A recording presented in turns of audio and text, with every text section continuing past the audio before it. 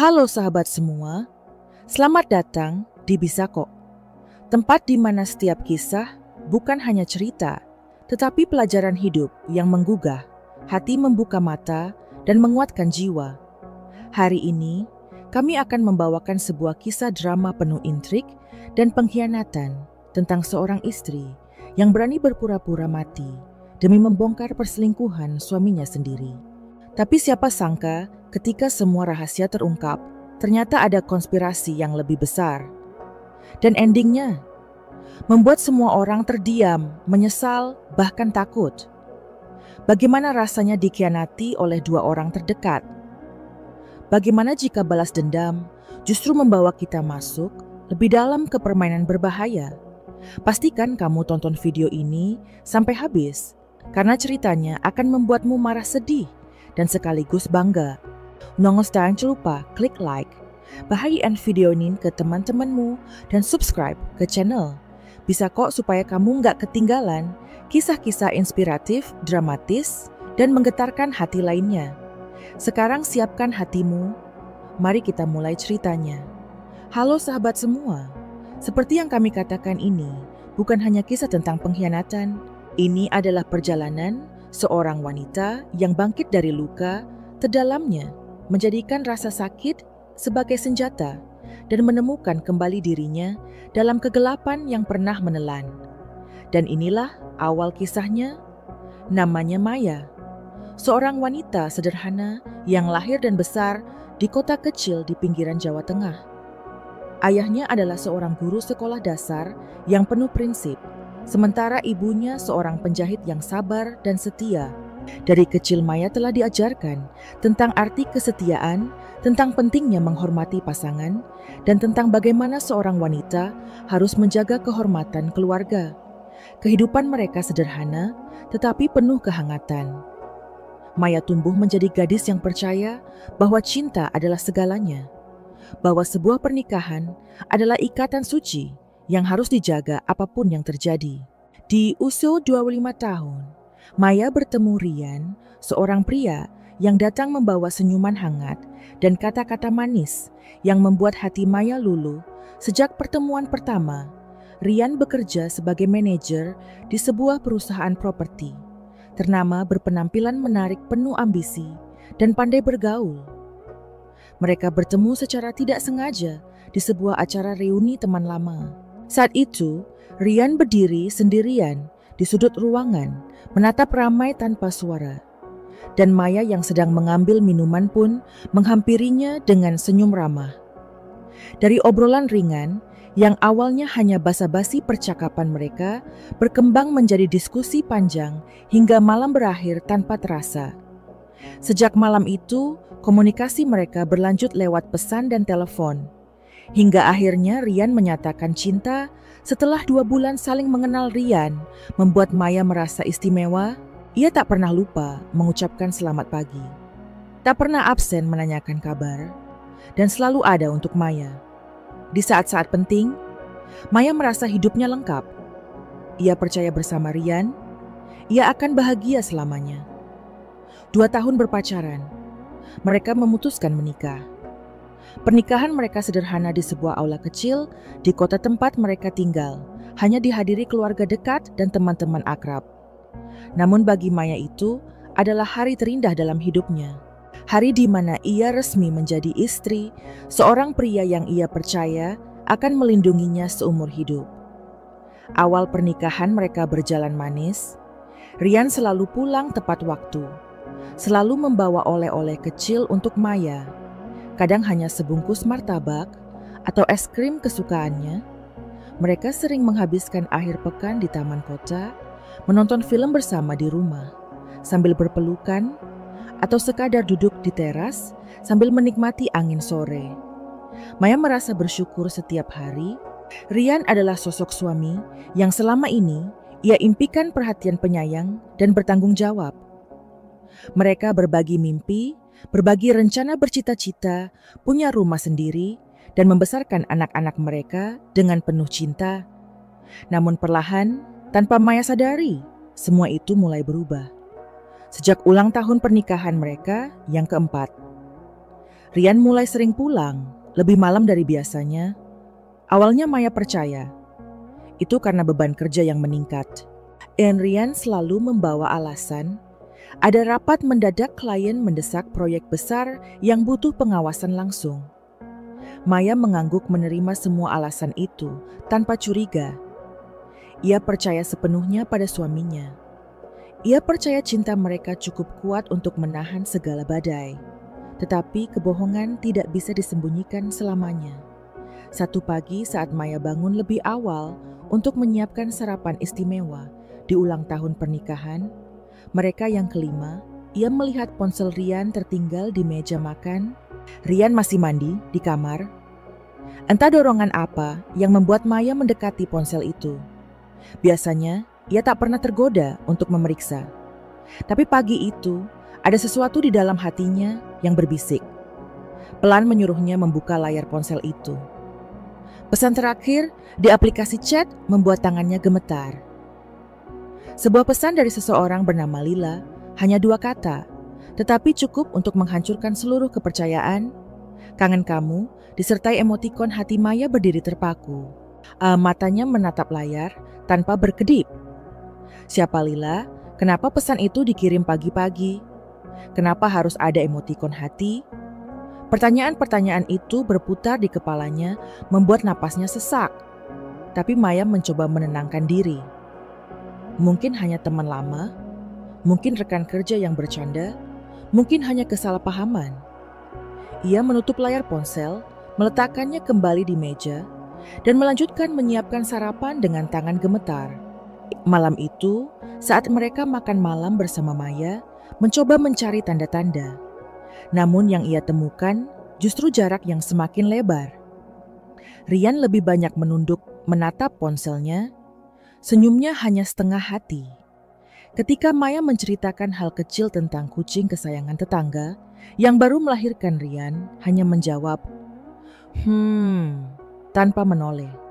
Saat Maya bertanya, apakah ia lelah? Rian hanya mengangguk lalu bergegas masuk kamar mandi. Maya menatap punggung suaminya yang perlahan menghilang di balik pintu kamar mandi, merasakan ada dinding tak terlihat yang kini memisahkan mereka. Hari demi hari, jarak itu semakin terasa. Rian mulai membawa ponselnya kemana-mana, bahkan ke kamar mandi. Tidak pernah lagi ia biarkan ponsel tergeletak di meja seperti dulu. Maya mulai merasa dirinya tidak diundang dalam hidup suaminya sendiri. Setiap langkah Rian terasa semakin menjauh. Setiap kata semakin jarang terdengar. Maya mencoba mengajaknya bicara. Mencoba memeluknya lebih lama setiap pagi, tetapi semua usahanya berakhir sia-sia. Rian selalu sibuk. Selalu ada pekerjaan. Selalu ada alasan untuk tidak punya waktu.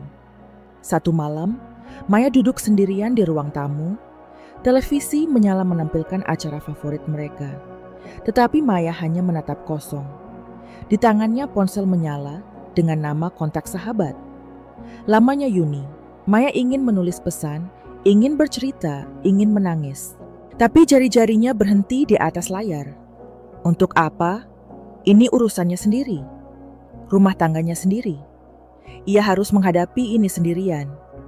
Esoknya Maya memutuskan mengikuti Rian. Saat Rian pamit, pergi lembur. Maya diam-diam menyusul dengan mobil tua warisan ayahnya. Jantungnya berdegup kencang sepanjang jalan. Mobil Rian tidak menuju kantor, melainkan berbelok ke arah barat ke sebuah kawasan restoran mewah yang tidak pernah mereka kunjungi bersama. Maya memarkir mobil di seberang jalan, turun pelan-pelan mendekati jendela kaca restoran. Dari balik tirai tipis, ia melihat Rian duduk berhadapan dengan seorang wanita muda berambut panjang. Wanita itu cantik, berdandan rapi, bibir merah merekah. Mereka tertawa pelan, dan ketika tangan wanita itu menyentuh pipi Rian dengan manja, Maya nyaris tak mampu berdiri. Dadanya seperti diremas kuat.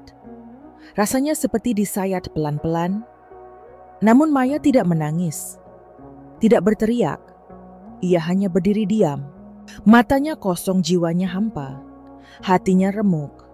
Itu momen di mana ia menyadari semua cerita indah mereka selama ini sudah hancur. Tidak ada lagi kepercayaan, tidak ada lagi kebersamaan. Malam itu, Maya pulang lebih dulu. Ia menyiapkan makan malam seperti biasa, menyambut Rian dengan senyum yang membuat suaminya heran. Tiba-tiba, baik banget kenapa tanya Rian sambil membuka sepatu. Cuman lagi pengen aja jawab. Maya pelan malam itu. Maya tidur lebih awal. Bukan karena lelah, melainkan karena pikirannya sibuk menyusun rencana. Ia tahu suaminya selingkuh. Ia tahu wanita itu adalah Lila. Tetapi ia belum tahu sejauh apa pengkhianatan itu. Ia belum tahu seberapa besar niat jahat yang tersembunyi di balik senyum Lila. Keesokan paginya, Maya pura-pura pergi ke pasar, tetapi hanya duduk di mobil di ujung gang mengamati rumahnya. Beberapa menit kemudian Lila datang. Wanita itu membuka pagar tanpa mengetuk masuk, seolah rumah itu miliknya. Maya mengepalkan tangan matanya berkaca-kaca, tapi ia tetap diam. Ia harus tahu lebih banyak, harus mengumpulkan semua bukti. Hari demi hari, Maya mengumpulkan potongan-potongan puzzle. Ia bertanya diam-diam kepada tetangga, menyamar sebagai kurir survei. Dari situ, ia tahu bahwa Lila sering datang saat Maya tak ada, bahwa Lila pernah menginap, bahwa beberapa kali terdengar suara tawa mereka berdua dari dalam rumah. Puncaknya ketika Maya menemukan foto di media sosial Lila, sebuah foto makan malam dengan caption ringan, "Dinner romantis bareng sayang walau cuma sebentar." Di belakangnya Maya mengenali taplak meja yang hanya ia miliki. Taplak yang ia jahit sendiri 3 tahun lalu. Tangannya gemetar. Napasnya tercekat, dunia Maya runtuh dalam sekejap. Namun dari reruntuhan itu lahir sesuatu. Sebuah kekuatan baru, sebuah rencana besar. Kalau mereka bisa berkhianat sedalam ini, maka aku juga bisa. Dan di sanalah, dalam gelap kamar tidurnya malam itu, Maya memutuskan, ia tidak akan pergi diam-diam, ia akan pergi dengan caranya, dan ia akan kembali. Lebih kuat, lebih berani, dan mereka akan menyesal. Malam itu, setelah semua kegelisahan menyatu dalam pikirannya Maya, terjaga di atas ranjang, menatap kosong ke langit-langit kamar. Di sampingnya Rian tidur pulas, dengkurnya terdengar pelan, seolah tak ada beban yang mengganggu. Mata Maya memerah, bukan karena menangis, tetapi karena semalaman tak terpejam. Ia mengingat kembali semua yang telah dilihatnya sore tadi. Semua yang telah terungkap tanpa pernah ia duga. Setiap kepingan informasi, itu seolah pisau yang perlahan menusuk kulitnya, menyayat hatinya, menggoreskan luka yang semakin dalam. Ia ingin menjerit, ingin menampar, ingin mengguncang tubuh Rian dan menuntut jawaban. Tetapi ia tahu itu semua sia-sia. Belum saatnya, bisiknya pelan menenangkan dirinya sendiri. Pagi harinya, Maya bangun lebih awal menyiapkan sarapan seperti biasa. Aroma nasi goreng dan telur dadar memenuhi dapur. Rian keluar dari kamar mandi, menatap Maya dengan senyum kecil, seolah tak ada yang terjadi. "Tumben masak pagi-pagi," ujar Rian sambil duduk di meja makan. Maya tersenyum tipis menatapnya dalam diam, seolah mencoba mengingat wajah lelaki yang dulu ia cintai begitu dalam. Namun senyum itu terasa hampa tanpa rasa. "Lagi pengen aja," jawabnya pelan sambil meletakkan piring di depannya. Rian makan dengan lahap, bercerita sekilas tentang proyek baru di kantornya, tentang betapa sibuknya minggu ini. Maya hanya mendengarkan sambil mengangguk pelan. Sesekali menyisipkan kata, "Oh," atau Di dalam hatinya, ia mencatat setiap kata, setiap gerak tubuh. Rian. Setiap intonasi yang terdengar palsu. Setiap kalimat yang keluar dari mulut Rian kini terdengar seperti kebohongan, sebuah sandiwara yang sudah terlalu sering diulang. Maya merasa dirinya sedang duduk di depan panggung teater, menonton seorang aktor yang berusaha memainkan peran suami setia, padahal ia tahu semua skripnya bohong belaka. Setelah Rian berangkat kerja, Maya duduk sendirian di kursi makan. Tangannya memegang cangkir kopi yang sudah mulai dingin. Kepikirannya berputar, menyusun potongan-potongan rencana yang mulai terbentuk secara samar. Ia tahu ia tak bisa langsung menyerang. Ia tak bisa terburu-buru menuduh. Jika ia melawan tanpa bukti, ia hanya akan dianggap berlebihan, atau lebih buruk lagi, dituduh cemburu buta. Maya butuh lebih. Ia butuh kebenaran yang tak bisa disangkal. Siang itu, Maya mendatangi sahabat lamanya Yuni. Mereka duduk di sebuah kafe kecil di dekat taman kota, tempat yang dulu sering mereka kunjungi sebelum Maya menikah. Yuni mendengarkan cerita Maya dengan wajah serius. Alisnya berkerut, matanya berkaca-kaca. "Kamu yakin dia selingkuh?" Maya tanya Yuni pelan. Maya mengangguk. "Aku lihat sendiri, Yun. Mereka makan berdua. Mereka tertawa." Dia pegang pipinya. Seperti aku tak pernah ada jawab. Maya suaranya serak menahan getir. Yuni menghela napas panjang, menggenggam tangan Maya erat. "Kamu mau apa?" Sekarang tanyanya hati-hati. Maya menatap Yuni, ada kilatan dingin di matanya. "Aku akan cari tahu semuanya, Yun. Aku akan pastikan mereka tak bisa lagi bersembunyi. Aku akan buka semua topeng mereka."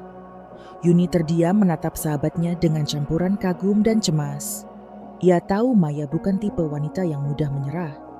Tetapi kali ini ada sesuatu yang berbeda. Ada kekuatan baru dalam sorot matanya. Hari-hari berikutnya, Maya mulai bergerak diam-diam. Ia menyewa jasa seorang teman lama ayahnya, yang kini bekerja sebagai tukang ojek online, meminta tolong untuk mengikut Rian setiap kali keluar kantor. "Kalau kamu lihat, dia berhenti di tempat yang aneh atau bertemu wanita lain foto ya, Pak," pesan Maya dengan suara pelan lelaki. Paruh baya itu mengangguk menerima uang ongkos dari Maya dengan ragu. "Kamu yakin mau begini?" Enduk tanyanya pelan. Maya hanya tersenyum tipis. "Aku harus tahu, Pak. Aku harus." Sementara itu, Maya mulai memperhatikan lebih detail setiap sudut rumah. Ia menemukan bekas lipstik merah di gelas favorit Rian yang tak pernah ia gunakan. Ia menemukan helaian rambut panjang di bantal sofa warna coklat kemerahan yang jelas bukan miliknya. Ia menemukan parfum wanita di kamar mandi aroma manis yang tak pernah ia pakai.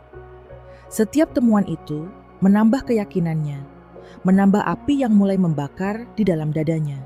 Suatu sore, Maya pulang lebih awal dari biasanya setelah belanja di pasar. Ia sengaja tidak memberitahu Rian. Ketika ia membuka pintu rumah, suara tawa terdengar dari ruang tamu. Hatinya mencelos. Perlahan ia melangkah mendekat, mengintip dari celah pintu. Di sana, ia melihat Rian dan Lila duduk berdua di sofa tertawa sambil menonton video di ponsel.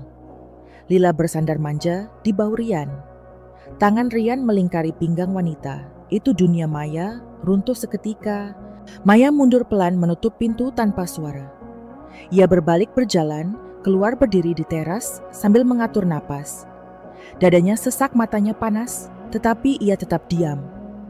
Ia tak ingin membuat keributan. Ia ingin mereka merasa aman, merasa tak terancam, merasa bebas. Karena hanya dengan begitu, ia bisa tahu seberapa dalam pengkhianatan ini. Malam itu Maya kembali ke rumah setelah Lila pergi. Ia memasak makan malam, membersihkan rumah seperti biasa, lalu duduk di ruang tamu menunggu Rian pulang. Ketika Rian masuk, Maya menyambutnya dengan senyum lelah. "Kamu capek ya, Mas?" tanya Maya lembut. Rian mengangguk melepas sepatu. Ia tadi lembur sedikit, jawabnya tanpa menatap. Maya hanya tersenyum, menyembunyikan semua yang ia lihat tadi. Siang, semua yang ia rasakan sore tadi. Dalam diam Maya berkata pada dirinya sendiri, "Besok aku akan tahu lebih banyak." Keesokan harinya, Maya meminta tukang ojek langganannya kembali mengikuti Rian. Tak butuh waktu lama, laporan demi laporan masuk ke ponsel Maya. Foto-foto Rian dan Lila di sebuah kafe, di parkiran apartemen, di restoran mahal. Semua dengan tanggal dan jam yang jelas. Maya menyimpan semuanya rapi di folder khusus. Setiap gambar itu seperti bukti dalam sebuah kasus kejahatan. Ia menyimpannya bukan untuk ditunjukkan sekarang, tetapi untuk saat yang tepat. Sore itu, Maya duduk di kamar menatap semua foto itu sambil menahan napas. Tangannya bergetar. Pikirannya bercampur aduk. Ia ingat semua janji Rian dulu, semua sumpah setia, semua rencana masa depan. Semua itu kini terasa seperti lelucon kejam. Tetapi Maya tidak ingin menjadi korban. Tidak lagi, ia ingin berdiri, ingin melawan, ingin mengambil kembali kendali hidupnya. Saat itulah sebuah ide muncul, ide gila, ide nekat. Tapi bagi Maya itu satu-satunya cara. Kalau mau mereka berharap, aku pergi. Kalau mereka ingin aku lenyap, maka aku akan membuat mereka percaya. Aku benar-benar pergi, bisiknya pelan. Matanya menatap pantulan dirinya. Di cermin menemukan sosok wanita yang tidak lagi lemah, tidak lagi pasrah. Ia menemukan dirinya yang baru. Malam itu, Maya menelepon Yuni. Aku butuh bantuanmu. Yun katanya pelan. Aku akan pura-pura mati. Yuni terdiam di ujung sana. Maya, kamu serius tanyanya? Suaranya terdengar. Khawatir? Serius Yun, ini satu-satunya cara. Aku ingin mereka menyesal. Aku ingin mereka tahu rasanya kehilangan. Aku ingin mereka merasakan apa yang aku rasakan. Yuni menghela napas panjang. Kamu yakin ini jalan terbaik? Tanyanya lagi. Maya menutup mata menahan air mata yang hendak jatuh. Aku nggak tahu Yun. Aku cuma tahu. Aku nggak mau terus jadi korban. Aku nggak mau mereka terus mempermainkanku. Kalau aku harus mati untuk membebaskan diri aku, akan melakukannya. Malam itu, Maya mulai merencanakan semuanya. Ia mulai mencari informasi tentang obat yang bisa membuat seseorang tampak tidak sadarkan diri seperti mati. Ia menghubungi teman lama, keluarganya yang bekerja di klinik. Pura-pura bertanya untuk keperluan lain. Ia mencatat dosis risiko, cara penggunaan. Semua ditulis rapi di buku catatan kecil. Maya tidak ingin ceroboh.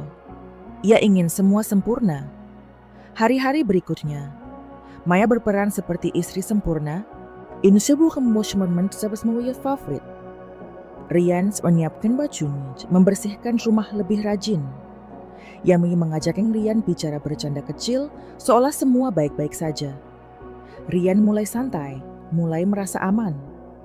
Bahkan mulai membawa Lila lebih sering ke rumah saat Maya pergi.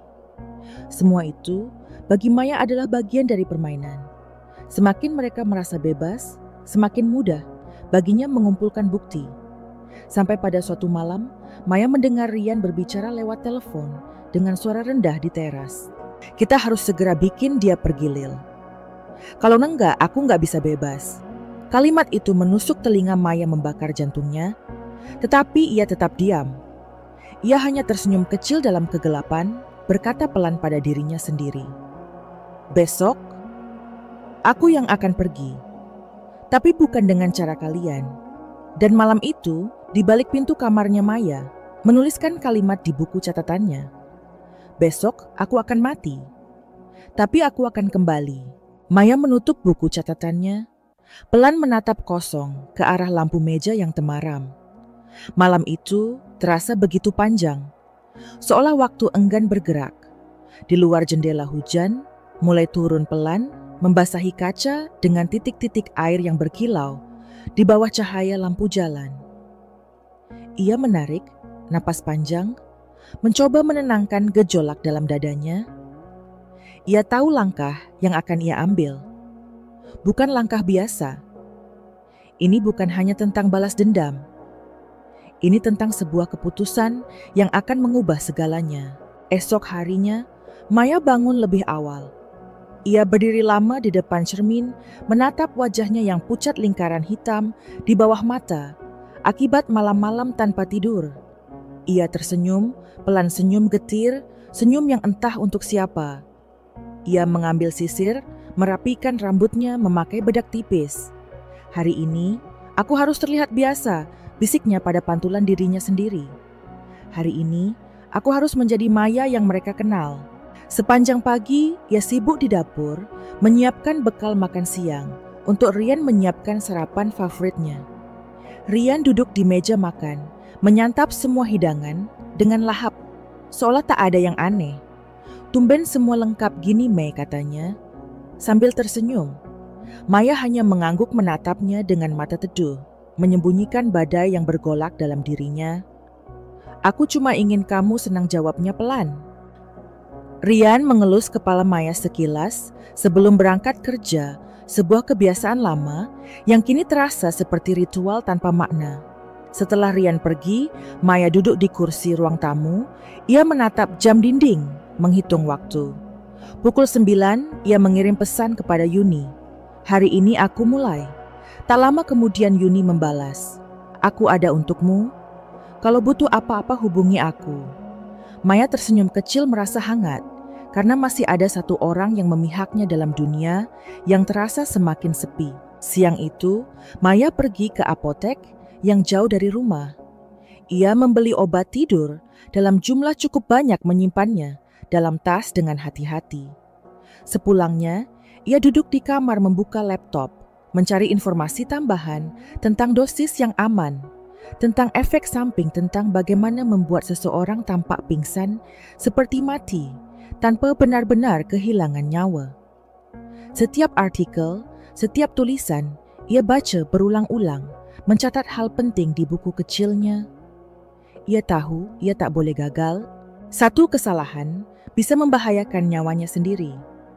Sore itu, ia menerima pesan dari tukang ojek yang biasa mengikut Rian Bu. Suami ibu sekarang di hotel dekat kantor. Sama perempuan yang biasa itu. Maya menarik napas pelan. Ia sudah menduga mereka akan bertemu lagi di tempat yang lebih tersembunyi.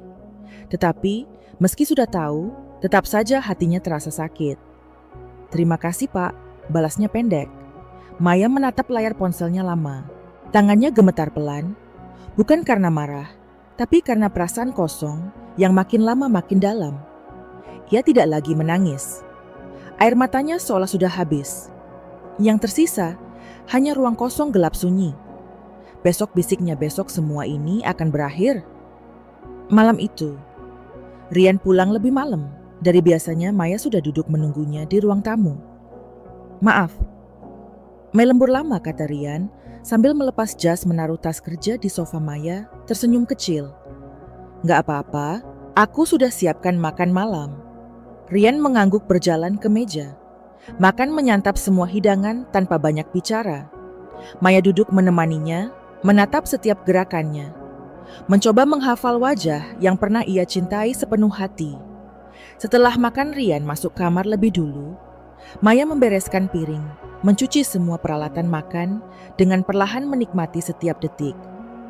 Ia menatap cermin di dapur, sekali lagi tersenyum getir. Ini terakhir kalinya aku cuci piring di rumah ini, sebagai Maya yang mereka kenal, gumamnya.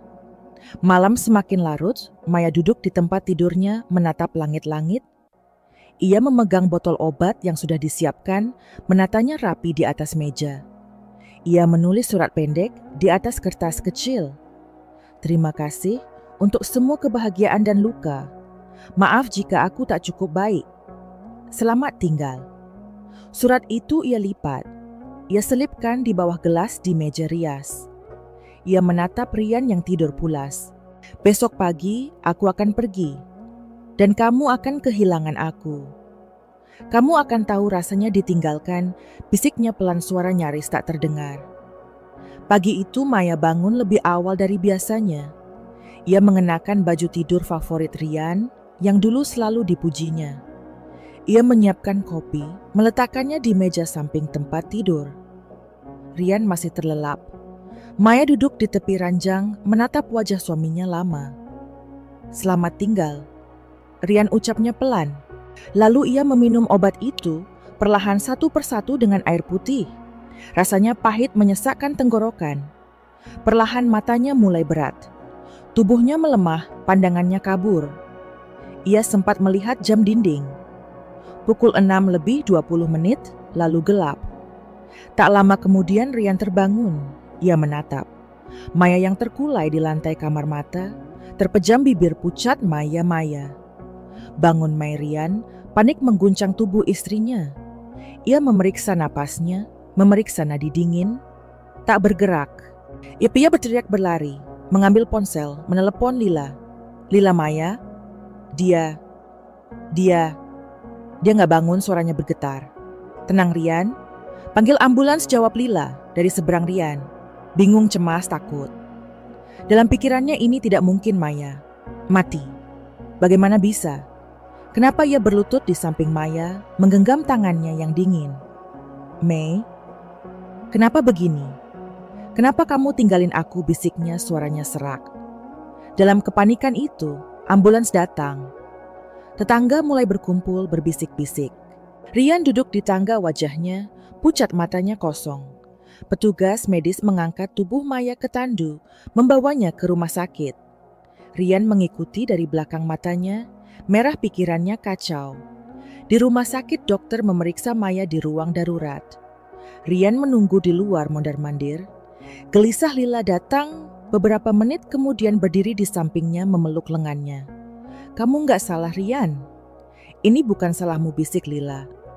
Tetapi entah kenapa pelukan itu terasa dingin. Mata Lila menatap ruang perawatan dengan sorot aneh, campuran lega dan kemenangan. Sementara itu, di dalam ruangan Maya berbaring dengan mata tertutup. Monitor jantung menunjukkan garis pelan tetapi stabil. Seorang perawat memeriksa denyut nadi, lalu melirik dokter. Dia stabil. Dok, masih lemah tapi tidak kritis. Dokter mengangguk, pantau terus. Jangan ada yang tahu, dia sudah sadar. Perintahnya pelan. Maya mendengar samar-samar suara di sekelilingnya. Senyum kecil terlukis di sudut bibirnya. Aku masih hidup, bisiknya pelan, dan mereka akan menyesal. Hari itu dunia Maya berubah, dan dunia Rian baru saja mulai hancur. Pagi itu sinar matahari menembus tirai. Tipis jendela rumah sakit menyinari wajah pucat Maya yang masih terbaring di atas ranjang. Matanya perlahan terbuka, menatap langit-langit putih yang dingin, kosong dan sunyi. Di telinganya suara alat monitor berdetak pelan, memastikan ia masih hidup. Memastikan rencananya baru saja dimulai. Maya menarik. Napas panjang, merasakan tubuhnya masih lemah. Tetapi pikirannya sudah kembali tajam. Dalam hati, ia berucap pelan. Aku masih di sini. Aku belum selesai. Di luar ruangan, Rian duduk di bangku koridor. Menunduk kedua telapak tangan, menutupi wajah. Matanya merah kantung. Matanya gelap. Semalam ia tak tidur. Ia mondar-mandir sepanjang malam, menunggu kabar dari dokter, memikirkan semua yang terjadi. Lila duduk tak jauh darinya, memainkan rambutnya gelisah. Sesekali menatap Rian dengan tatapan cemas bercampur resah. Mereka tak banyak bicara, hanya duduk saling membiarkan pikiran masing-masing tenggelam dalam kekacauan. Beberapa jam kemudian, seorang perawat keluar dari ruang perawatan. Suami ibu Maya, tanyanya pelan. Rian berdiri cepat. Matanya berbinar penuh harap. Bagaimana istri saya, Mbak? Suaranya bergetar. Perawat tersenyum kecil. Ibu Maya sudah stabil, tapi dia masih butuh istirahat total. Jangan banyak mengganggu dulu ya.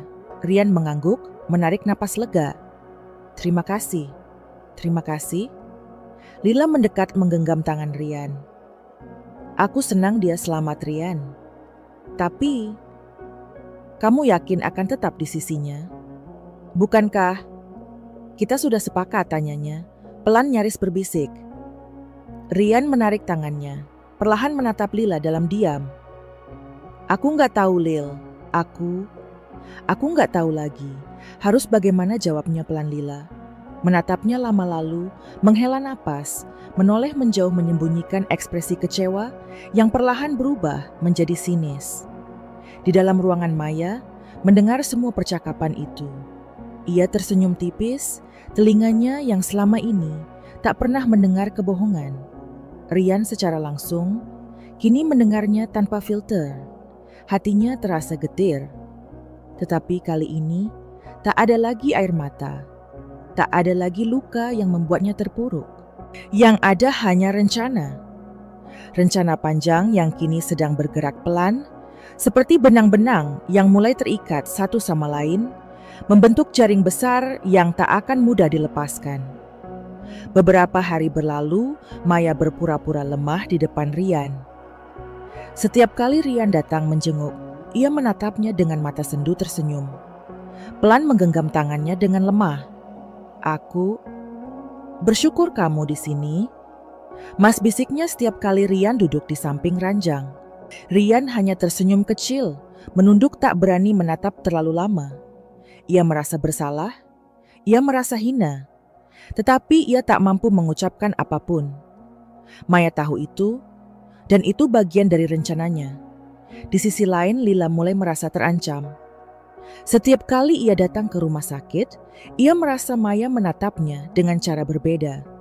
Bukan tatapan lemah seorang istri yang patah hati, tetapi tatapan seorang wanita yang tahu lebih banyak dari yang dikira. Tatapan tajam, tenang penuh rahasia. Lila mencoba mengabaikan perasaan itu. Tetapi setiap kali ia bertemu Maya, dadanya terasa sesak, pikirannya gelisah. Kenapa dia masih hidup? Pikir Lila berulang kali. Kenapa dia tak pergi selamanya? Setelah seminggu dirawat, Maya akhirnya diperbolehkan pulang. Rian menyiapkan semua keperluan membantu, membawakan tas menuntunnya perlahan menuju mobil. Di sepanjang perjalanan, mereka tak banyak bicara. Hanya suara radio pelan menemani keheningan di antara mereka. Maya menatap keluar jendela, melihat kota yang selama ini ia jalani dengan penuh harapan. Kini terasa asing, dingin dan jauh. Aku kembali ke rumahku, batinnya. Tapi aku bukan lagi aku yang dulu. Sampai di rumah Maya, duduk di kursi ruang tamu memandangi setiap sudut dengan mata tajam. Ia melihat taplak meja yang dulu dijahitnya sendiri. Sofa tempat mereka sering bercengkerama, dinding penuh foto pernikahan. Semua terasa seperti museum kenangan yang kini sudah mati. Rian duduk di seberang menatap Maya dengan tatapan kosong.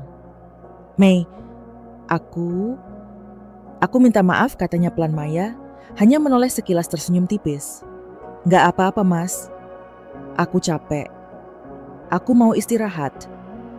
Ia berdiri melangkah pelan ke kamar, meninggalkan Rian yang masih duduk diam, menunduk memegangi kepalanya. Di dalam kamar, Maya duduk di depan cermin, menatap wajahnya lama. Sekarang saatnya bisiknya. Ia mengambil ponsel mengetik pesan pada Yuni. Besok aku mulai gerakan semua. Aku butuh bantuanmu.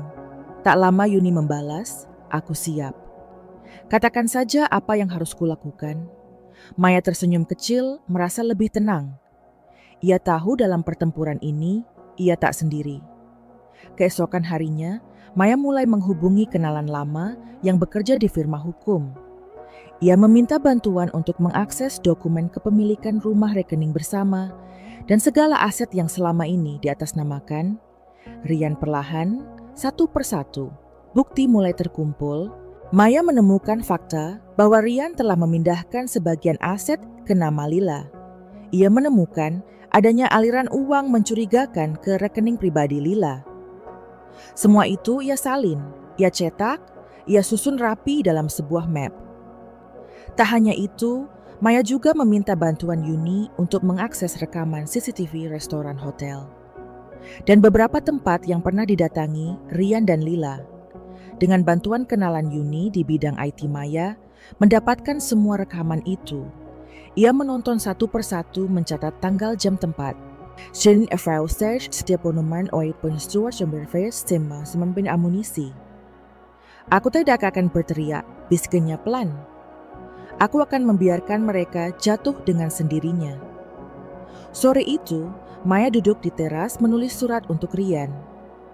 Surat yang tak akan langsung ia berikan, tetapi akan ia simpan untuk saat yang tepat. Surat itu berisi semua yang ia tahu, semua yang ia lihat, semua yang ia simpan dalam diam. Ia menulis dengan hati-hati, tanpa emosi, hanya dengan fakta. Setiap kata adalah peluru, setiap kalimat adalah pisau. Ia tahu surat itu nanti akan menjadi pukulan terakhir. Pukulan yang membuat Rian tak akan pernah berdiri lagi. Beberapa hari berikutnya, Maya mulai mengatur pertemuan dengan pengacara. Ia mempersiapkan gugatan cerai diam-diam. Ia menyiapkan semua dokumen, semua bukti, semua data yang dibutuhkan. Setiap malam saat Rian tertidur, ia duduk di meja makan, menata semua berkas, memeriksa ulang, memastikan tak ada yang terlewat. Ini bukan hanya tentang perceraian, gumamnya pelan. Ini tentang mengambil kembali semua yang seharusnya milikku. Di sisi lain, Lila mulai panik. Rian semakin jarang menghubunginya. Setiap kali ia menelepon Rian, hanya menjawab singkat, atau bahkan tak menjawab sama sekali. "Kenapa kamu menjauh, Rian?" tanya Lila suatu malam lewat telepon. Rian hanya menghela napas. "Aku bingung, Lil.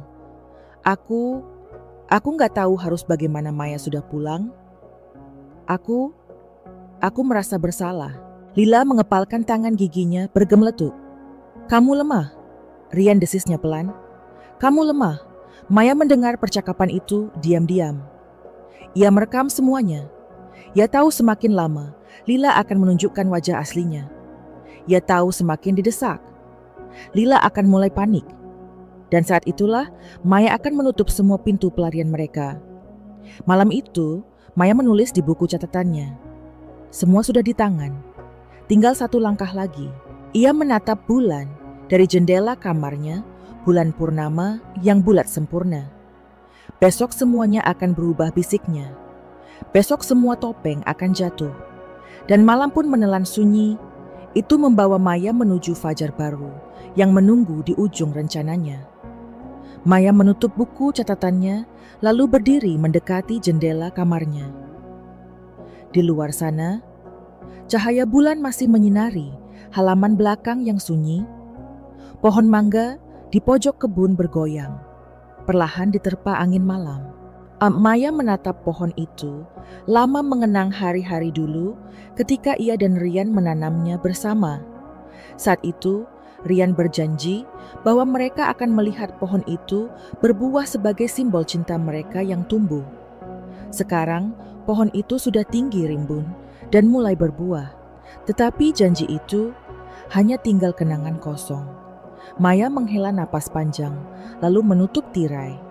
Di dalam dirinya, ada rasa perih yang tak bisa dijelaskan. Bukan hanya karena pengkhianatan Rian, tetapi juga karena dirinya sendiri yang begitu lama mempercayai kebohongan itu. Ia merasa seperti telah tertidur, lama tenggelam dalam mimpi indah palsu, dan kini terbangun dengan rasa nyeri di seluruh tubuh. Tetapi ia tahu, rasa sakit ini adalah bahan bakar untuk rencananya, dan rencana itu harus berjalan sempurna. Keesokan paginya, Maya bangun lebih awal. Ia menyiapkan sarapan, seperti biasa, menghangatkan susu untuk Rian, dan menyiapkan bajunya yang sudah disetrika rapi. Rian muncul dari kamar dengan mata sayu menatap Maya, dengan tatapan bersalah yang ia sembunyikan di balik senyuman kecil. "Kamu nggak harus ngelakuin semua ini. Maya, kamu masih sakit," katanya pelan. Maya tersenyum samar. "Aku merasa lebih baik kalau tetap sibuk. Mas, lagi pula, aku nggak mau bikin kamu kerepotan." Rian hanya mengangguk, lalu duduk di meja makan, menyantap sarapan dalam diam. Saat Rian berangkat kerja, Maya kembali duduk di ruang tamu membuka laptopnya dan mulai mengirim email kepada pengacara. Ia mengatur jadwal pertemuan berikutnya, memastikan semua dokumen legal sudah disiapkan. Ia juga menghubungi seorang jurnalis yang dikenalnya lewat Yuni, menyerahkan semua rekaman bukti foto dan data yang telah dikumpulkannya. "Tolong pastikan semua ini dipublikasikan di waktu yang tepat," pesan Maya jurnalis itu mengangguk dari seberang layar video call. "Kamu yakin, Maya? Ini akan menghancurkan reputasi suamimu sepenuhnya." Maya menatapnya tanpa ragu. "Aku yakin. Ini harga yang harus dia bayar." Sore itu Maya duduk di taman belakang membawa segelas teh hangat. Ia menatap pohon mangga itu, lagi kali ini dengan perasaan berbeda. Pohon itu tak lagi simbol cinta, tetapi saksi bisu dari semua kepahitan. Di antara dahan yang bergoyang, Maya melihat seekor burung kecil bertengger. Burung itu menatapnya seolah mengerti semua yang sedang terjadi. Maya tersenyum kecil lalu berkata, "Pelan, aku akan bebas. Aku janji malam harinya. Rian pulang lebih awal." Wajahnya lelah, tubuhnya terlihat letih. Maya menyambutnya di depan pintu, lalu mempersilakan masuk. Mereka duduk di ruang tamu, hening beberapa saat. Rian akhirnya membuka suara Mei. "Aku mau jujur sama kamu," katanya pelan.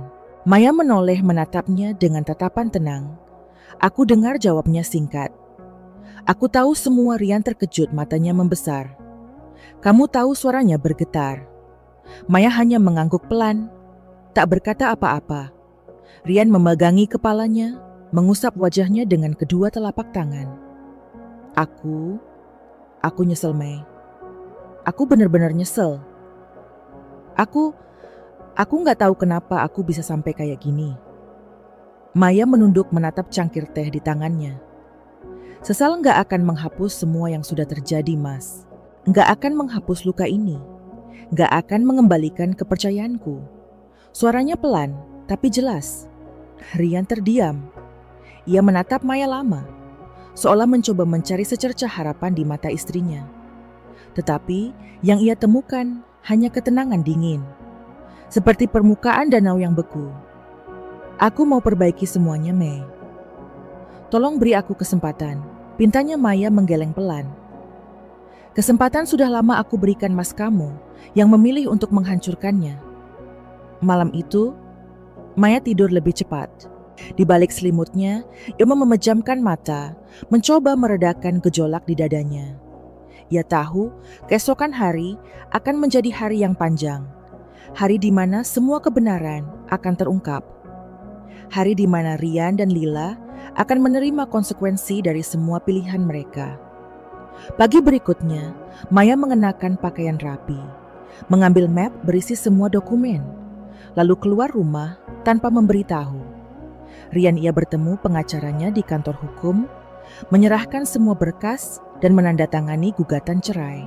"Saya ingin ini diselesaikan secepat mungkin," katanya tegas. Pengacaranya mengangguk. "Kami akan proses segera, Bu Maya. Semua bukti sudah sangat kuat." Setelah itu, Maya pergi ke kantor media, bertemu jurnalis yang sudah menunggu. Mereka duduk di ruang redaksi, membahas detail waktu rilis berita, memastikan semua data sudah diverifikasi. Jurnalis itu menatap Maya serius. "Begitu ini, tayang hidup Rian dan Lila nggak akan pernah sama lagi." Maya menatapnya, balik matanya tajam. "Itu yang aku inginkan." Sore itu, Maya pulang ke rumah, duduk di ruang tamu dengan hati tenang. Ia menyalakan televisi, membuka saluran berita.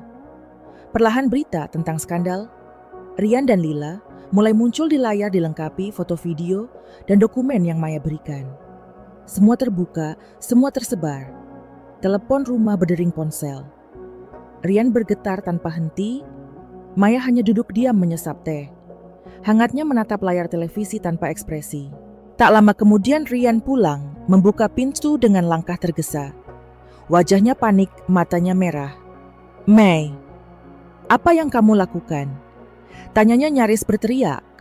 Maya menoleh perlahan, menatapnya tenang. "Aku hanya mengungkap kebenaran. Mas, kamu yang menciptakan cerita ini. Aku hanya menunjukkan pada dunia." Rian terduduk di lantai, menatap kosong ke arah televisi yang menampilkan foto dirinya bersama Lila. Di luar rumah, wartawan mulai berdatangan kamera-kamera mengarah ke jendela. Suara-suara bertanya, bersahutan Lila, menelepon berulang kali. Tetapi Rian tak menjawab. "Kamu menghancurkan aku," Maya bisiknya.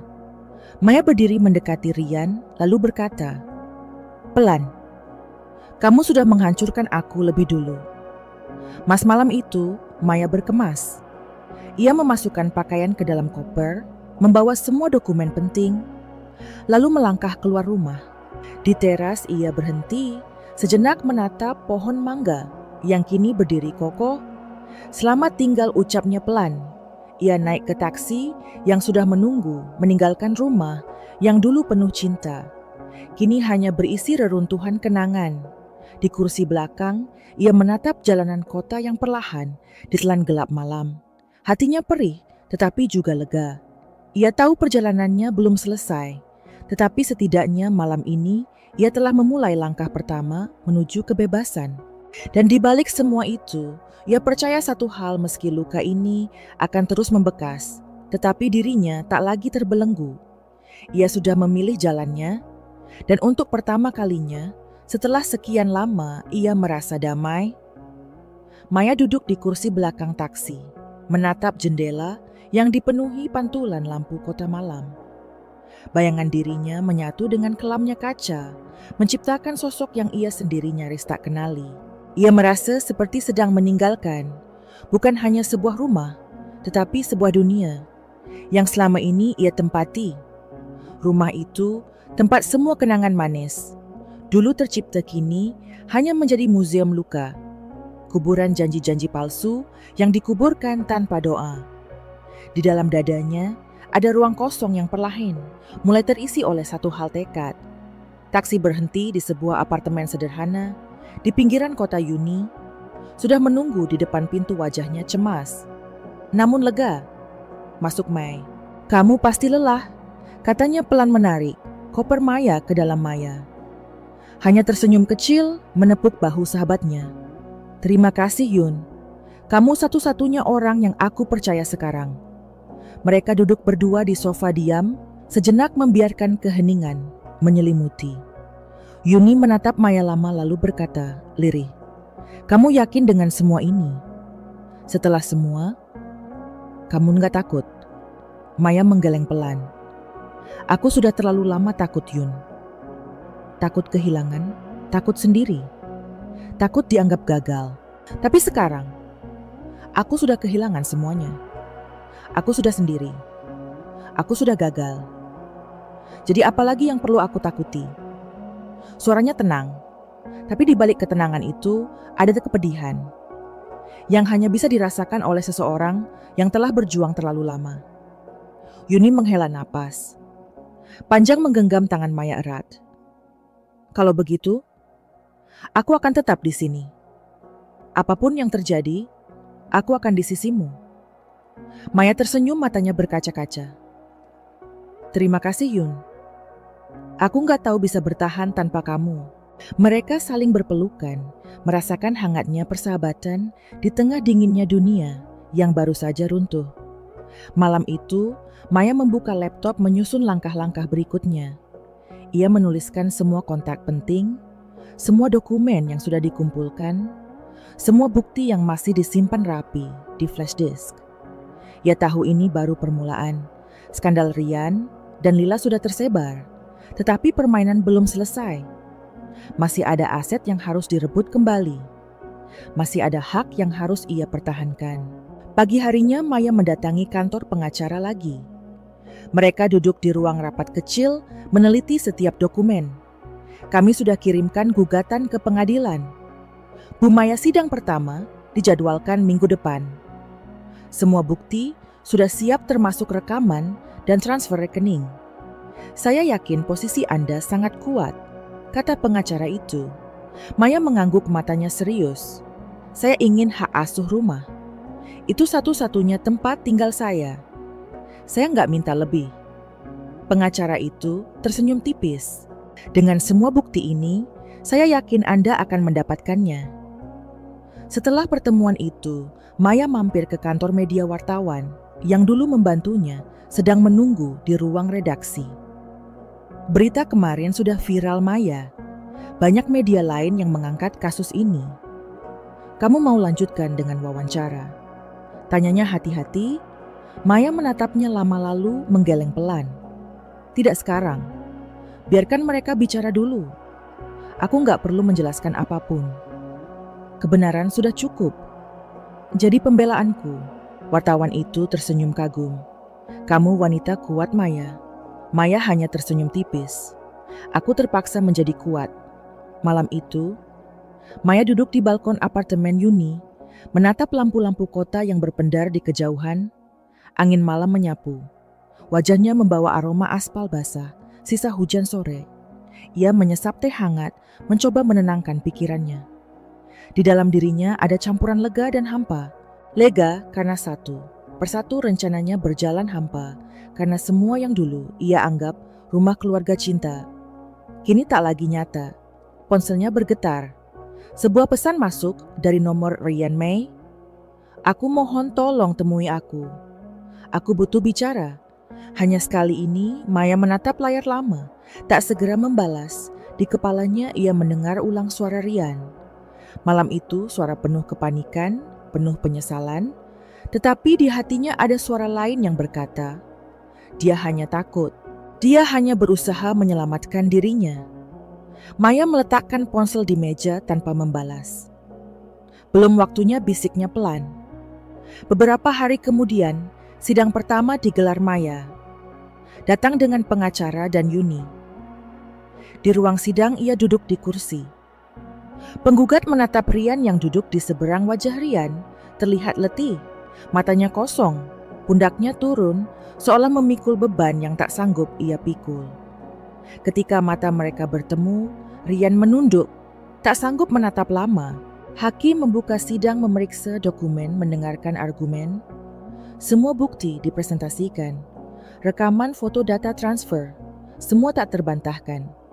Ryan hanya duduk diam, tak membela, tak menyangkal. Lila tak hadir. Nama Lila hanya terdengar sebagai sosok di balik layar, yang kini bersembunyi dari sorotan publik.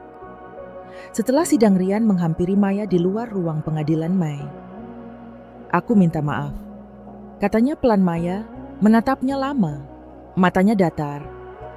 "Maafmu datang terlambat, Mas. Terlalu terlambat." Ia melangkah, pergi meninggalkan Ryan, berdiri sendiri di koridor pengadilan, menatap punggungnya yang semakin menjauh. Di dalam taksi yang membawanya pulang, Maya menatap jendela, melihat bayangan dirinya lagi. Kali ini, ia melihat sosok yang lebih tegar, lebih dewasa, lebih utuh. "Aku gak kalah. Aku hanya terluka. Dan luka ini akan sembuh," batinnya pelan. Sampai di apartemen Yuni, ia mendapati Yuni menunggunya dengan senyum lega. "Gimana hasilnya?" tanyanya penuh harap. Maya tersenyum pelan.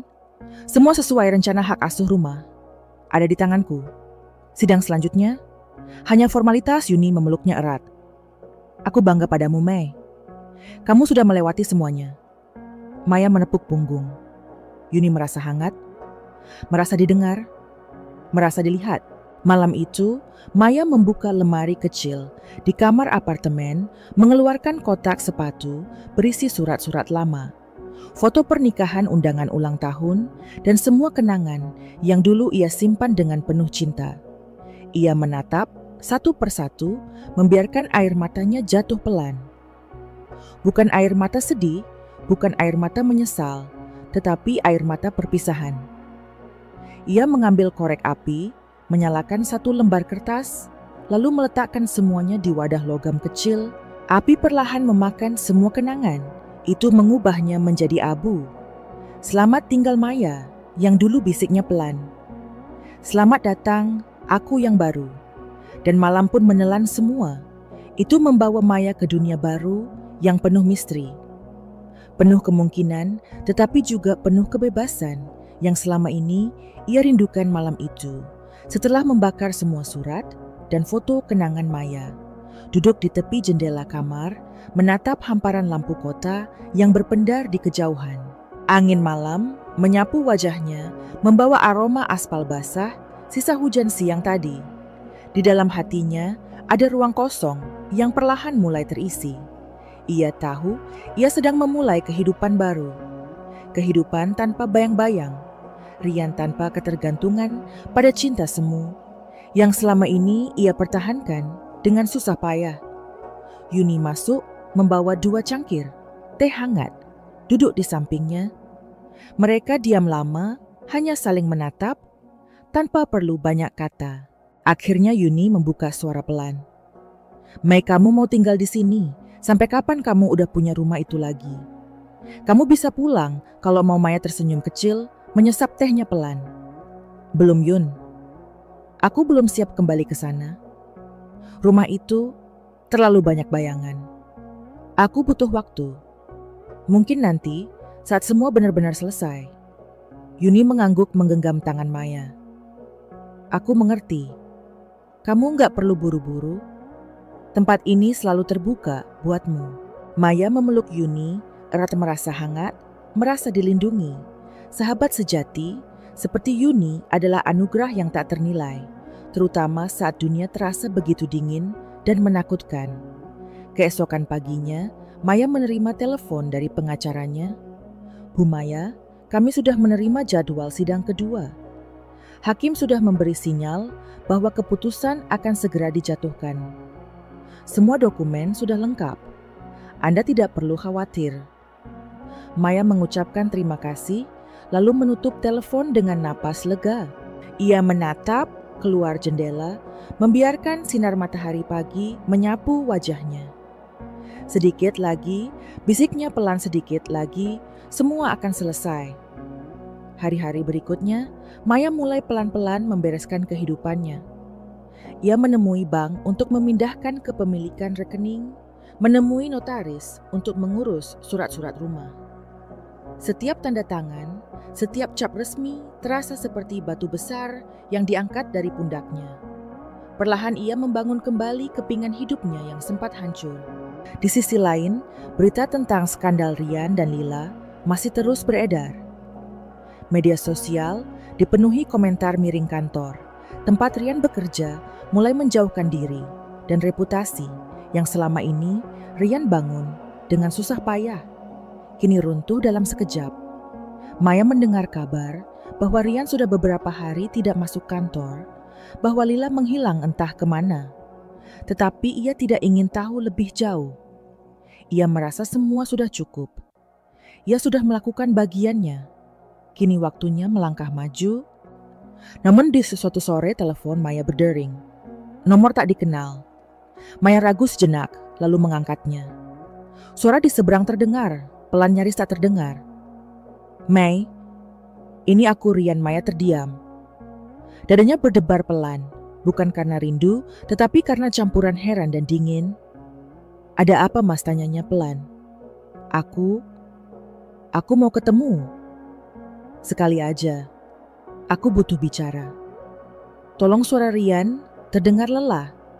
Seperti seseorang yang kehilangan arah. Maya menarik napas panjang. Aku nggak tahu mau bicara apa lagi, Mas.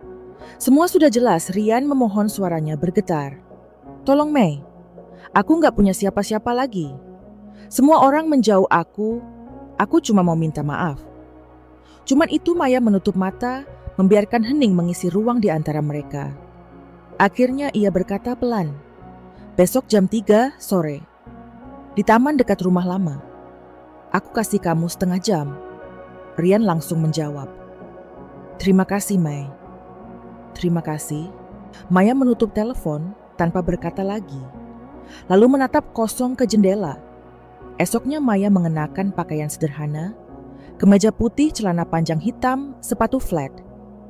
Ia menata rambutnya rapi tanpa riasan berlebihan.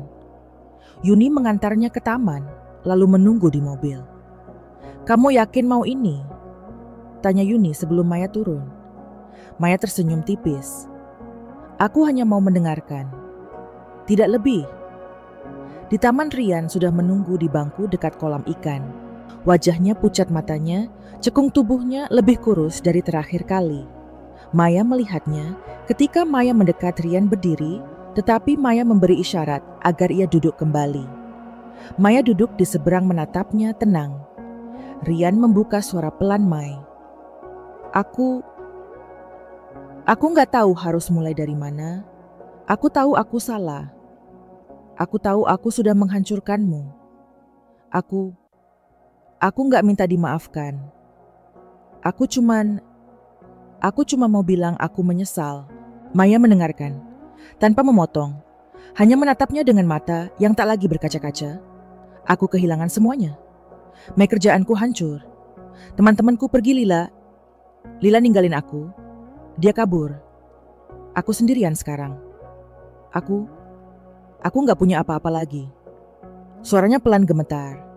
Maya menarik napas. Pelan lalu berkata dengan suara lembut, namun tegas, "Aku nggak di sini untuk menghiburmu, Mas. Aku di sini hanya untuk mendengarkan. Kamu sudah memilih jalanmu. Sekarang kamu harus berjalan di jalan itu." Sendiri Rian menunduk matanya berkaca-kaca. "Mei, kamu benar-benar nggak bisa balik, Maya," menggeleng pelan Cinta. "Bukan cuma soal rasa, Mas, cinta itu pilihan. Dan kamu sudah memilih untuk mengkhianatinya. Kamu nggak hanya menghancurkan aku, tapi juga menghancurkan dirimu sendiri." Rian meneteskan air mata. Terisak pelan Maya, berdiri menatapnya terakhir kali. "Jaga dirimu, Mas. Ini pertemuan terakhir kita. Setelah ini, aku nggak mau lagi ada urusan sama kamu." Ia melangkah pergi meninggalkan Rian yang terisak sendiri di bangku taman. Setiap langkahnya terasa ringan, seperti beban yang perlahan terlepas satu persatu. Ia melangkah menuju mobil membuka pintu, duduk di samping Yuni yang menatapnya dengan tatapan bertanya. Maya tersenyum kecil. "Aku sudah selesai, Yun. Aku sudah mendengarnya. Sekarang, aku siap melanjutkan hidupku." Malam itu, Maya duduk di balkon apartemen menulis di buku catatannya. Ia menulis satu kalimat yang ia lingkari tebal. "Aku memilih diriku." Kalimat itu sederhana, tetapi baginya itu adalah mantra, adalah janji, adalah doa. Dan ketika ia menutup buku, itu menatap langit malam yang penuh bintang. Ia tahu satu hal, esok pagi ia akan terbangun sebagai perempuan yang utuh. Bukan perempuan yang dipenuhi luka, bukan perempuan yang hidup dalam bayang-bayang dendam, tetapi perempuan yang berdiri dengan kepalanya tegak, melangkah maju dengan hati yang telah memaafkan meski tak melupakan. Karena balas dendam terbaik bukan menghancurkan orang lain, tetapi membuktikan bahwa dirinya bisa bahagia tanpa mereka. Pagi itu, Maya bangun lebih awal dari biasanya. Cahaya matahari perlahan menembus tirai jendela. Apartemen Yuni menyentuh wajahnya yang terlihat tenang. Ia duduk di tepi ranjang, menatap lantai dengan hening. Hatinya terasa damai, tapi dalam diam itu ada sesuatu yang mengendap. Bukan lagi amarah, bukan lagi dendam, melainkan kesadaran bahwa perjalanannya belum sepenuhnya selesai. Ia sudah meninggalkan Rian di bangku taman. Kemarin sudah menutup pintu masa lalu dengan kata-kata tegas. Tetapi jauh di dalam hati, ia tahu akan ada satu bab terakhir. Satu konfrontasi yang tak bisa dihindari. Yuni masuk ke kamar sambil membawa secangkir kopi hangat. Ia duduk di samping Maya, menatapnya dengan mata sayu. "Kamu kelihatan lega, Mei. Tapi aku tahu, masih ada yang kamu simpan." Maya menoleh tersenyum kecil. "Aku gak bisa berbohong sama kamu, Yun. Iya, aku memang sudah lega.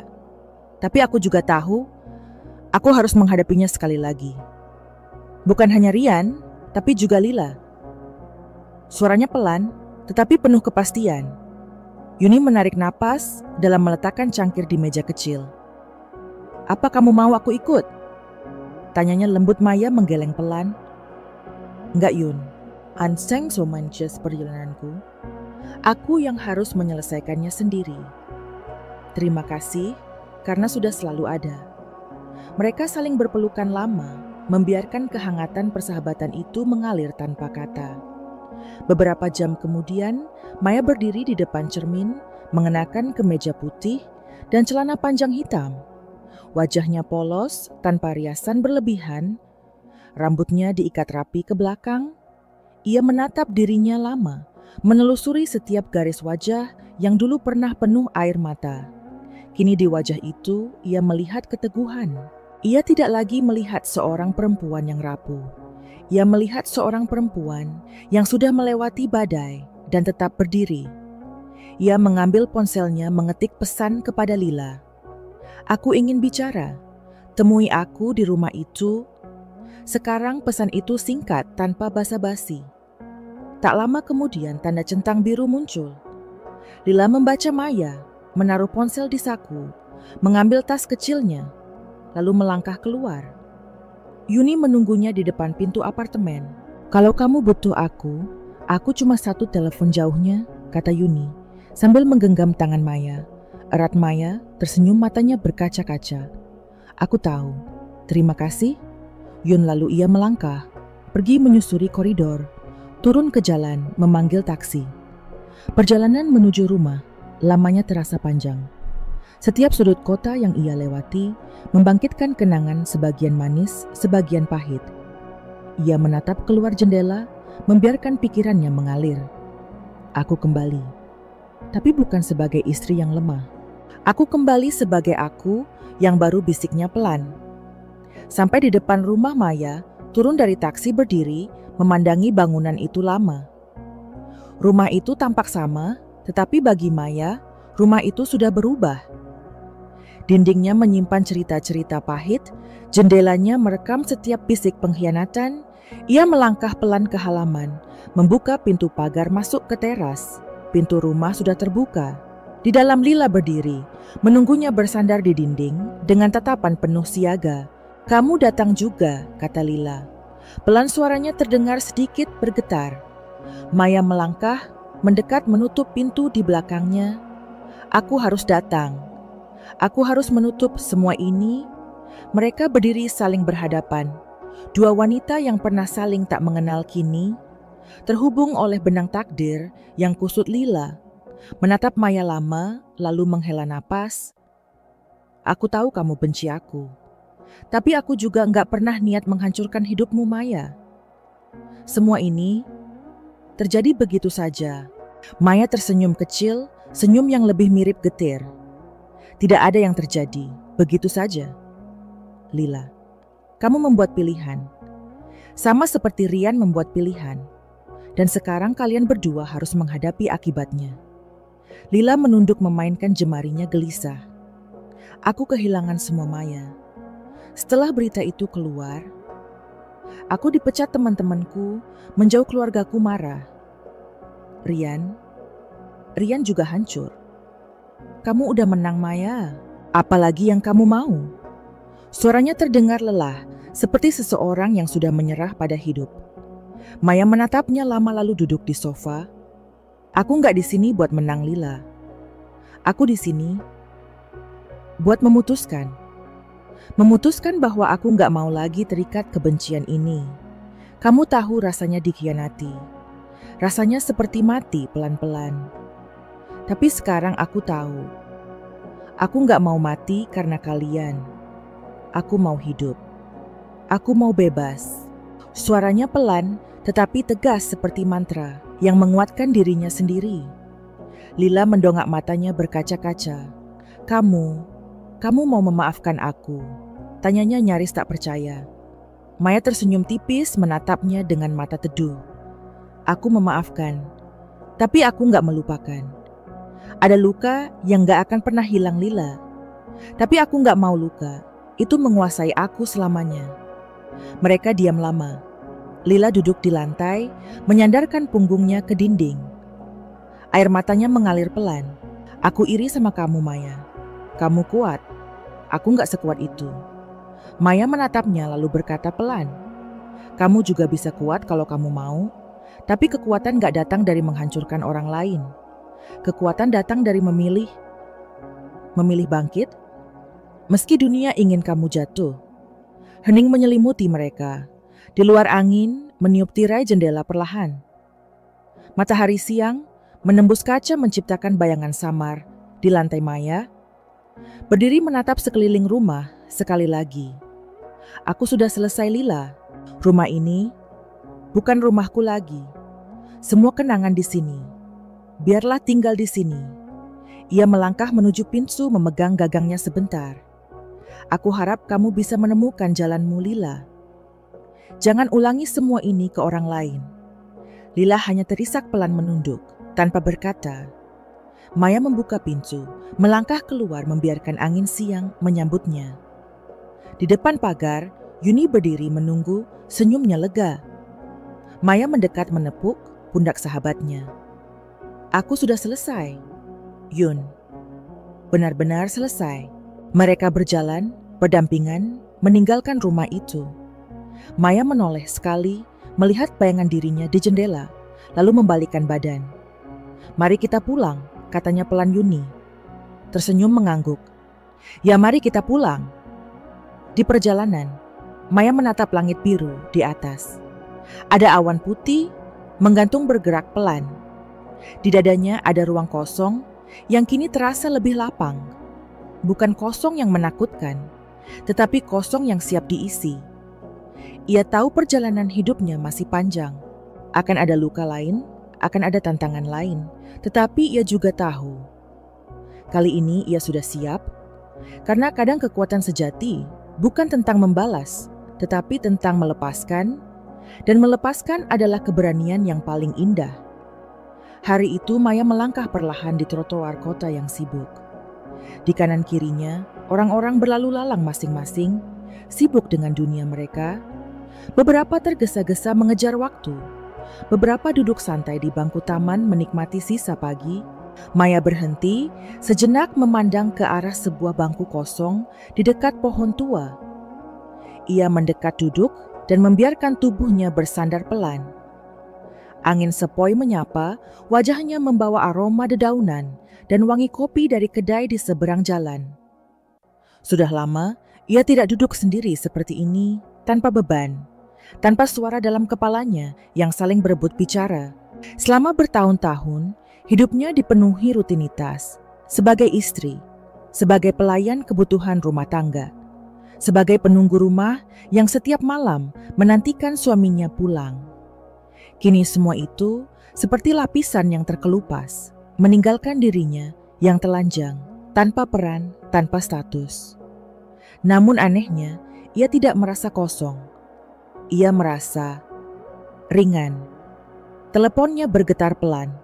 Sebuah pesan masuk dari Yuni. "Kamu di mana, Mei? Mau makan siang bareng?" Maya tersenyum kecil mengetik balasan. "Aku di taman dekat perpustakaan. Ayo ke sini." Tak lama kemudian, Yuni muncul dengan membawa 2 gelas kopi dan roti kecil di tangan. Mereka duduk berdampingan, menikmati kopi dalam diam. Yuni menatap Maya lama, lalu berkata, "Kamu kelihatan berbeda." Maya menoleh alisnya terangkat sedikit. "Berbeda gimana?" Yuni tersenyum. "Kamu kelihatan damai. Dulu matamu selalu seperti menyimpan banyak pertanyaan. Sekarang aku lihat ada ketenangan." Maya menarik napas dalam menatap langit biru yang dihiasi awan tipis. "Aku juga merasa begitu. Yun, dulu aku takut sendiri, takut gagal, takut nggak ada yang mau menerimaku. Sekarang, aku sadar aku nggak butuh diterima siapa-siapa selain diriku sendiri." Mereka duduk lama berbagi keheningan yang nyaman. Maya merasa untuk pertama kalinya dalam hidupnya, ia bisa bernapas tanpa beban. Ia bisa merasakan detik-detik berlalu tanpa harus mengejar apapun. Ia hanya ingin diam hadir, menjadi bagian dari dunia yang selama ini terasa jauh. Setelah beberapa lama, Maya berdiri menepuk bahu Yuni.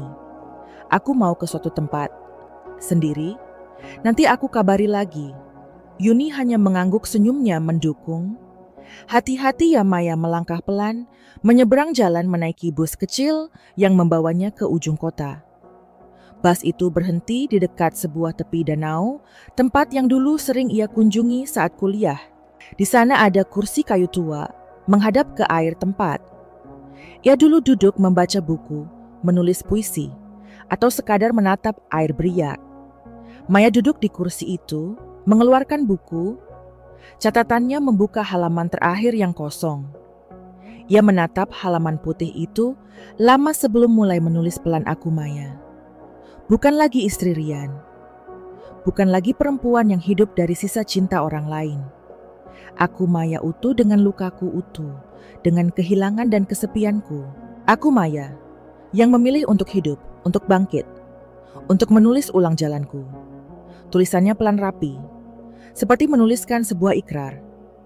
Setiap huruf terasa seperti mantra, seperti jembatan yang menghubungkan dirinya dulu dengan dirinya sekarang. Saat matahari mulai condong ke barat, Maya berdiri menatap danau, sekali lagi lalu melangkah kembali ke halte bus. Ia merasa seolah telah meninggalkan sesuatu di sana. Bukan barang, bukan kenangan, tetapi bagian dari dirinya yang lama yang sudah selesai. Dalam perjalanan pulang, teleponnya kembali bergetar. Kali ini sebuah panggilan dari nomor tak dikenal. Maya ragu sejenak, lalu menjawab.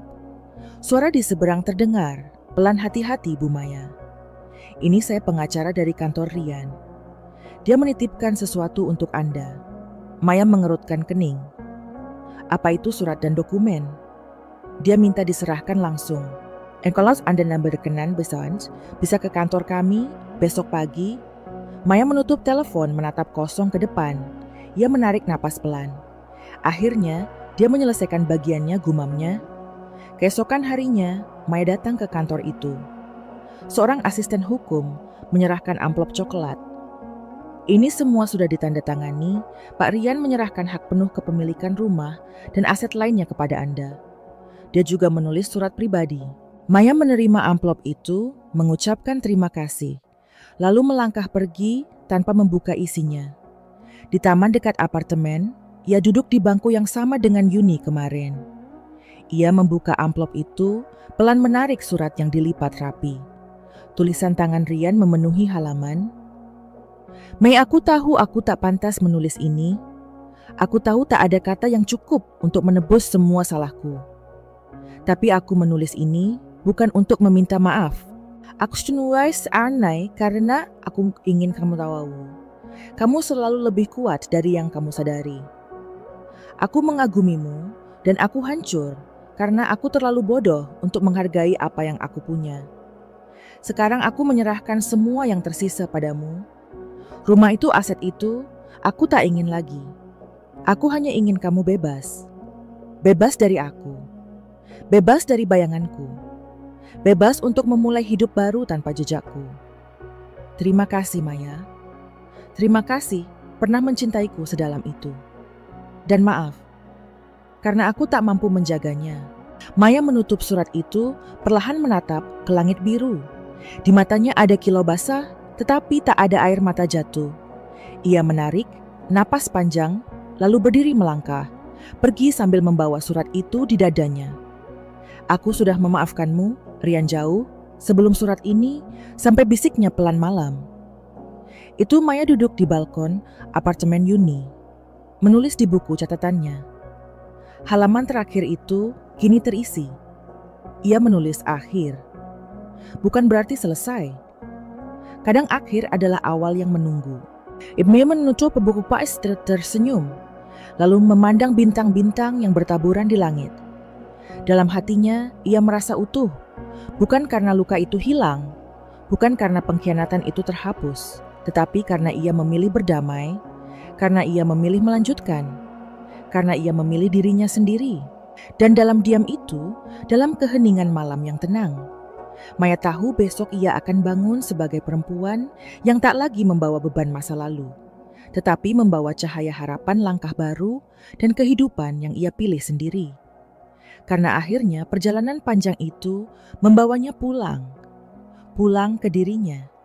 Hari itu Maya berdiri di depan rumah lamanya. Gerbang besi berwarna hitam itu masih sama.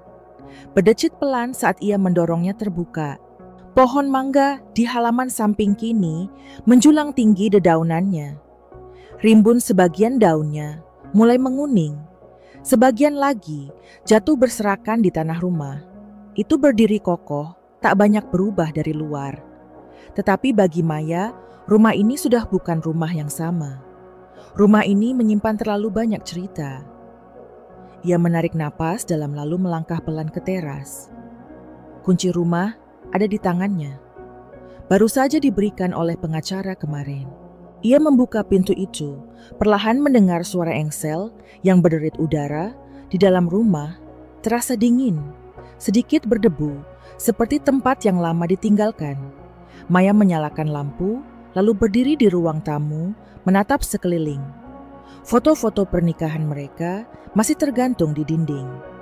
Sofa coklat tua itu masih ada di sudut ruangan, meja kayu dengan taplak putih bordir. Buatan tangannya sendiri tetap terhampar rapi. Semuanya tampak utuh, tetapi terasa hampa. Maya mendekati dinding itu, menatap satu persatu foto.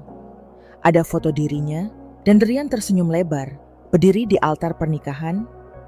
Ada foto saat mereka liburan pertama ke Bali. Ada foto saat ulang tahun pernikahan pertama. Maya menatap lama, lalu mengangkat tangannya, melepas satu bingkai. Ia menurunkan semuanya, satu persatu, meletakkannya pelan di lantai. Ia tidak ingin membuangnya. Ia hanya ingin menyimpannya. Menyimpannya di tempat yang tidak lagi terlihat. Tempat yang hanya dia yang tahu. Setelah semua foto itu dilepas, dinding itu kosong. Maya menatapnya merasa lega. Sekarang, ini benar-benar rumahku, bisiknya pelan. Ia berjalan ke dapur, membuka lemari, menyalakan kompor. Tangannya bergerak, otomatis menyiapkan air panas, menyeduh teh. Aroma teh melingkupi dapur kecil. Itu membawa kehangatan yang sederhana. Maya duduk di meja makan, menyesap tehnya pelan. Untuk pertama kalinya, ia duduk di meja ini, tanpa menunggu siapapun pulang. Tanpa berharap ada suara kunci pintu, tanpa berharap ada langkah kaki di teras. Ia duduk sendiri. Dan itu terasa cukup.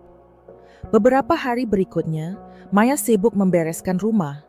Ia membersihkan setiap sudut, membuang barang-barang yang sudah tak terpakai, menyumbangkan sebagian pakaian lama ke yayasan. Ia mengecat ulang dinding, memilih warna-warna pastel yang menenangkan. Rumah itu perlahan berubah, pelan-pelan, kehilangan jejak masa lalunya, menjadi kanvas baru, tempat Maya bisa melukis kehidupannya sendiri. Tetangga-tetangga lama mulai berkunjung.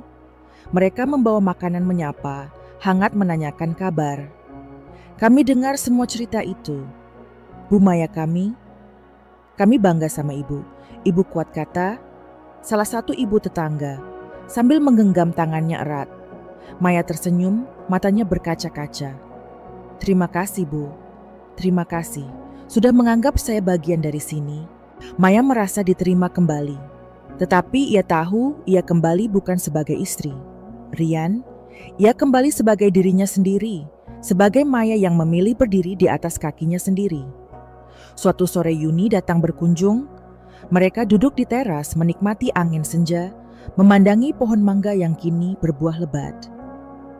Aku masih ingat waktu kamu cerita kamu dan Rian nanam pohon itu bareng, kata Yuni. Pelan Maya menatap pohon itu lama. Iya, itu dulu. Sekarang pohon ini milikku sendiri. Dan aku tetap akan merawatnya. Karena pohon ini gak salah apa-apa. Mereka tertawa pelan, tawa ringan, tanpa beban. Tawa yang lahir dari hati yang mulai pulih. Di dalam dirinya, Maya merasakan sesuatu yang tak pernah ia rasakan dulu. Kebebasan.